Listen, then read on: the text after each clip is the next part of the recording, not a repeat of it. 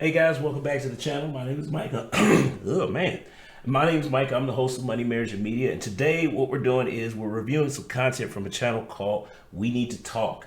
Now this is an interesting concept here. Is literally well, the host, I think his name is Alan.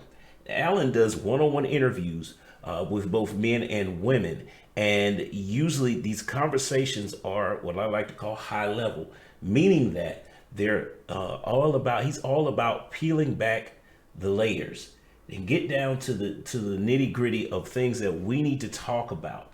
It's not surface level stuff. We need to have more conversations like this, particularly between the genders, in order so we can continue, so we can stop perpetuating the gender war.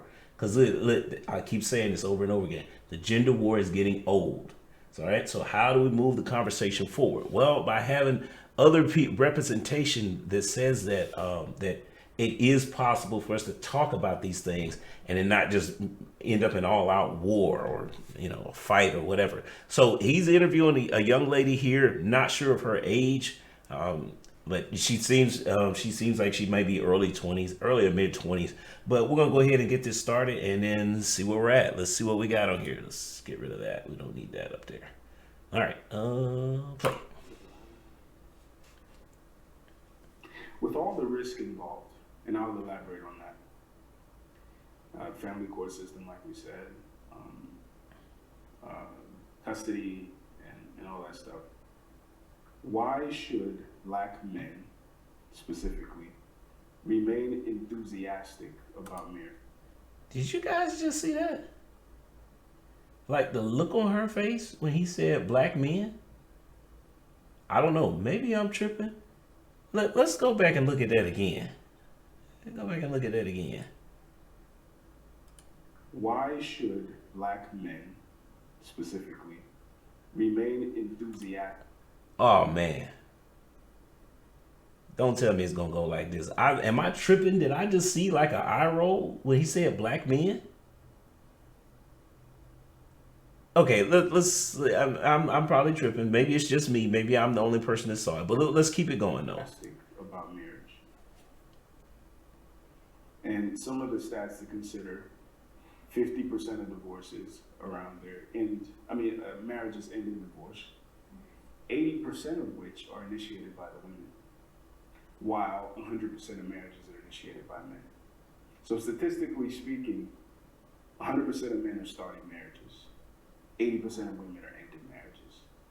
And 50-50, it's a 50-50 pool. So why should men still be enthusiastic? That's a skewed stat to say 100% of marriages are initiated by men. But who's getting on their knees and proposing? That's the initiation of a marriage. Okay, so we see right here. This is Gender Wars 101, and what I mean by that is she didn't address the actual question. Instead of moving forward to like trying to move the conversation forward, she's getting stuck on the stats, basically saying that, well, those stats are wrong, so your question is invalid.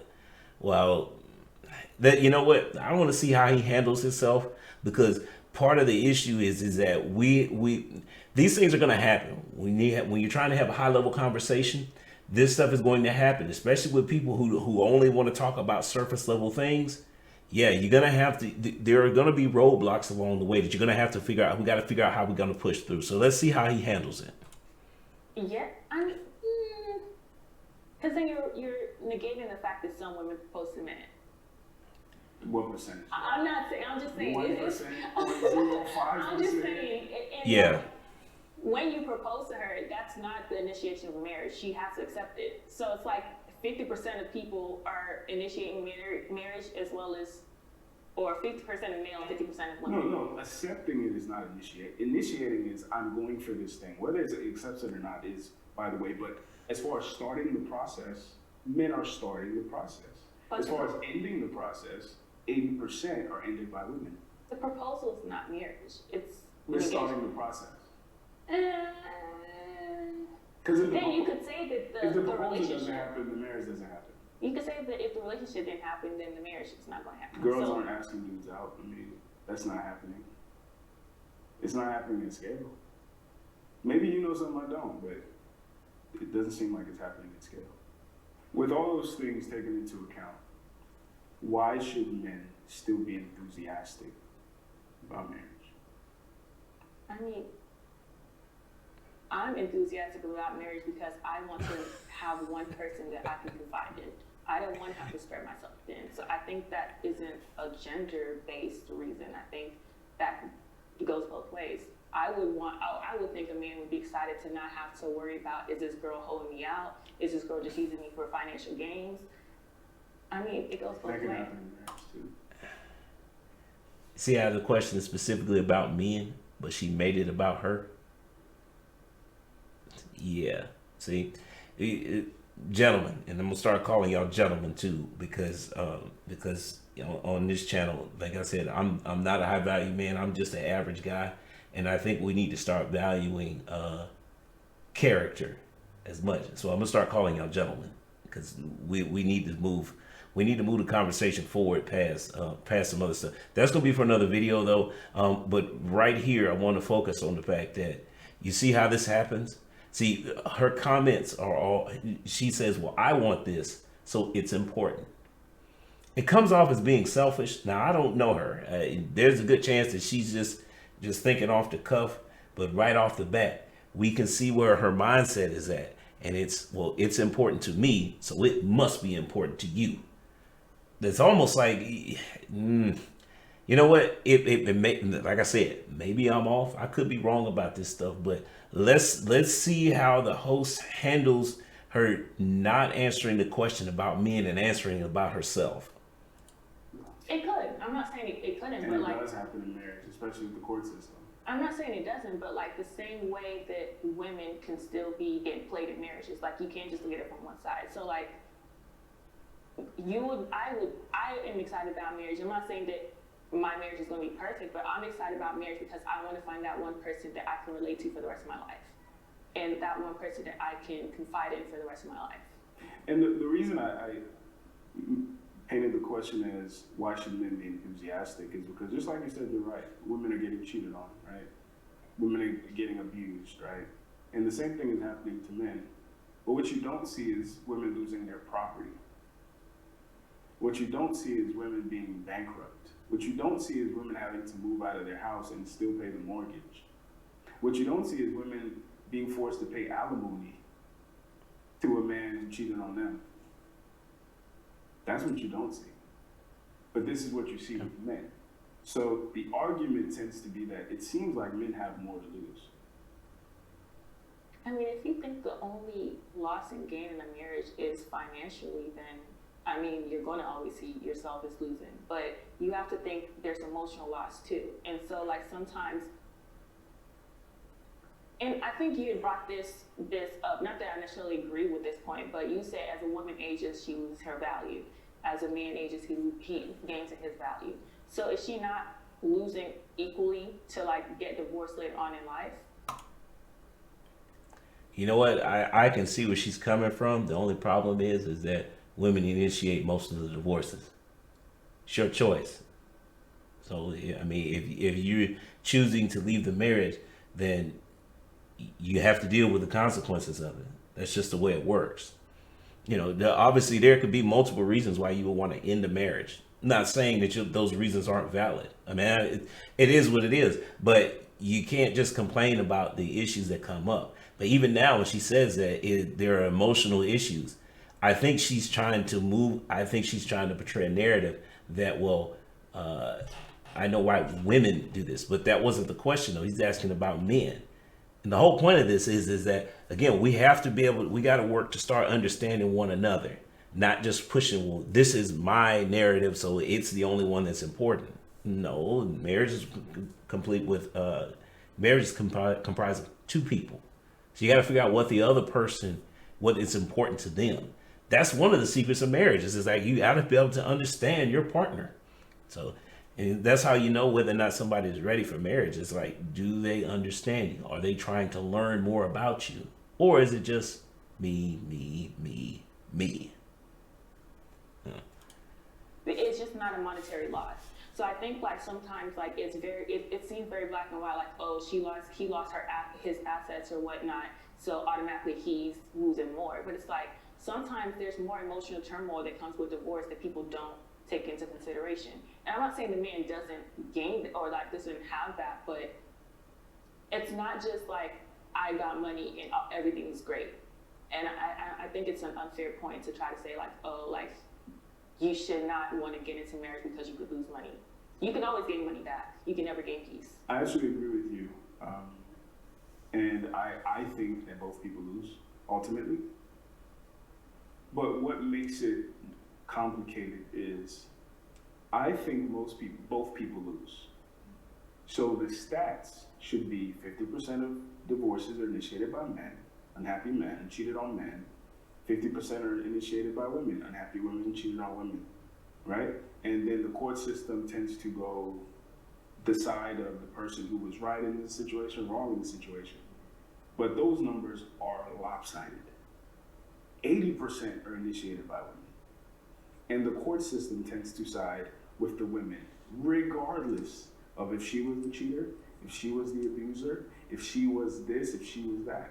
There are stories, and this is why these conversations are so important, because there are stories of men. Like one guy, he gives TED Talks now, I can't remember his name off the top of my head, was his wife.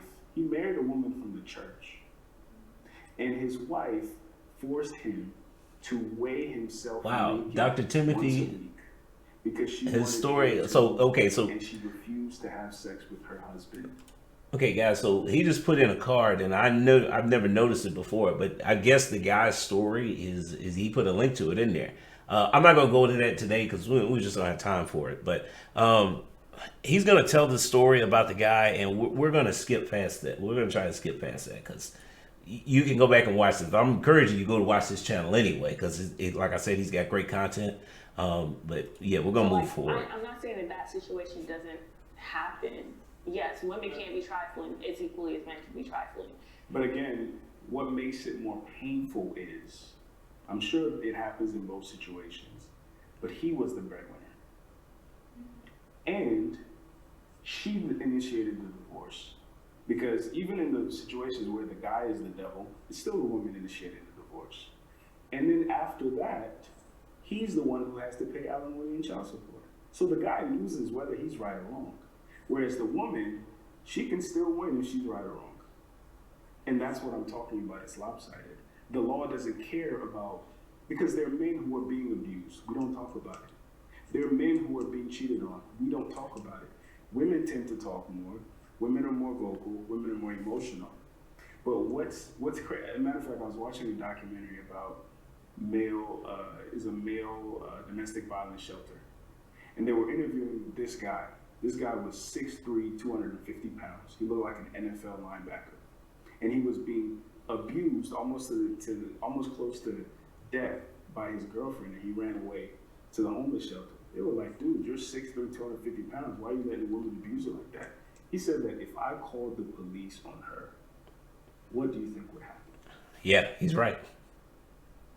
They show up, and my black 6'3", 250 pound ass is here talking about this 5'2" woman was abusing me. I might get shot. It's funny, but it's not funny. Yeah. And this is It's sad is what it is. And then Trump calls it the quiet majority, but it's real. So again, where we are now, why these conversations are so important is because there are a lot of men who are suffering. And even in their suffering, nobody says, you know what, you're the victim. Some women are being labeled victims even though they're the perpetrator. Just because she's a woman, just because she's 5'2", just because she can cry and cute. And men can, like, you see the couple who went viral because the woman kept slapping or whatever. Yeah, like that is more common than you realize. And that is what's infuriating men, because they're saying that we can lose if we're good, we can lose if we're bad, we can lose if we're in the middle. And you can win if you are a Jezebel, you can win if you're a saint, you can win. So like what should we say to those men? And how do we even those numbers out? I think this conversation is going to make me more empathetic towards the men. Like, I think I used to hear a lot of Kevin Samuels and the men speak Okay, so I think what would happen here is that we have. I think she's a victim of the gender war, meaning that uh, she has she has been privy to a narrative that is heavily favoring women. There's nothing wrong with that because she's a woman, so that's what you that's how we tend to sway, right?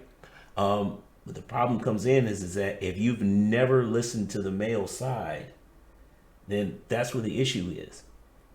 And if we, this is why, and he said it, this is why conversations like this are so important because we have to start understanding each other. So, yeah, I mean, you could tell by the look on her face near the end, it was like, she was like, wow, I never knew this stuff. I never knew men were actually going through this. Look, the tribulations, the trials and tribulations of women have been well documented probably over the last like 20 to 30 years. But what's not being talked about is the struggles of men. I think now you're starting to see a lot more content, particularly on YouTube, that discusses this stuff. But it's not necessary. It is meeting pushback, but it still hasn't hit mainstream media yet. But that's again, this is an opportunity though, because that means is that as we can actually control the narrative. That's why I say it's so important that we get more average people putting out content that talks about that's made for average people. It's how we can start. This is why the media component of my channel is so important because then we can start breaking down these negative stereotypes that are basically ruling our community for both men and women. I mean, how many times are we going to see that in mainstream media the best of our women are just glossed over and all of a sudden we're supposed to accept that ratchet behavior is the norm for our women, and it's not, right? But if we don't start putting out content that represents average women, average men, then our image is never going to improve. You can do all the work you want to, all the self-improvement. It doesn't matter if we can't improve the image of our community along with improving ourselves. So look, we're going to go ahead and stop it here. Remember, we need to talk. I think I'm going to go back and review and start reviewing some more content from this brother because these conversations are important. So we've got to start breaking down these negative stereotypes that are being held, that are gripping our community. So, thanks for watching. Make sure you guys subscribe and like the videos. If you want to see more content, that's great. We got that coming anyway. So yeah, we're going to leave it here. And remember, hey, look, I'm going to stay ghost to the next time. Y'all have a good one.